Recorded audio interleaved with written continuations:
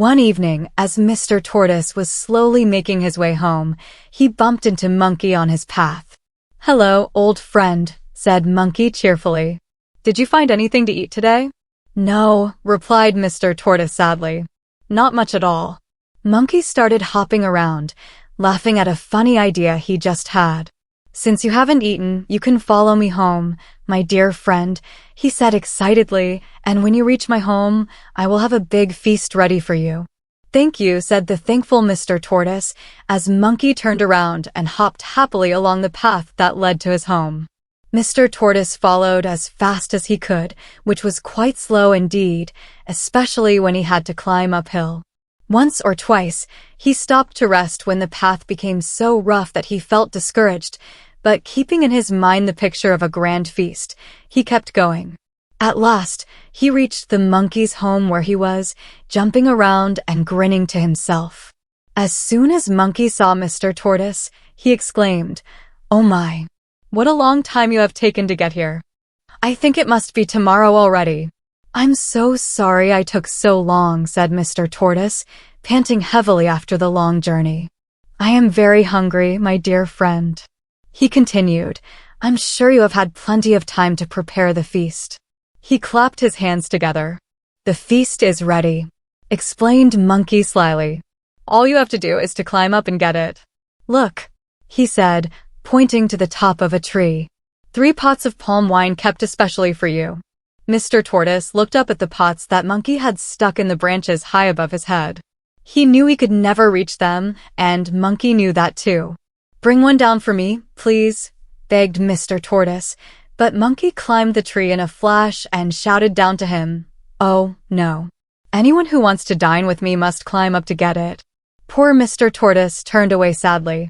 He started his long journey home with an empty stomach, grumbling about his inability to climb trees. But as he went, he came up with a clever plan to get back at the mean monkey. A few days later, Monkey received an invitation to dine with Mr. Tortoise.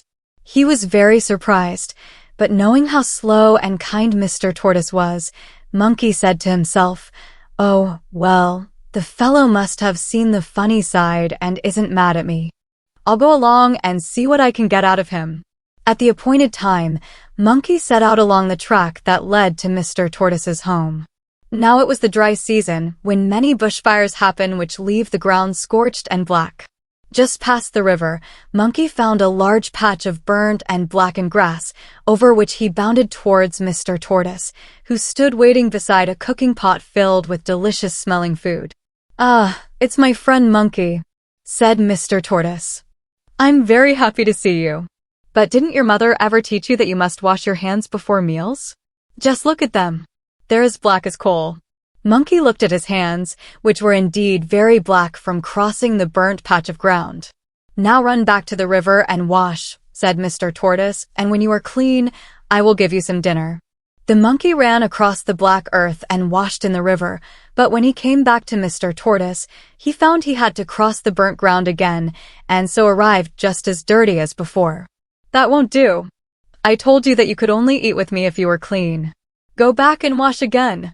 "And you'd better hurry because I've already started eating," said Mr. Tortoise, his mouth full of food.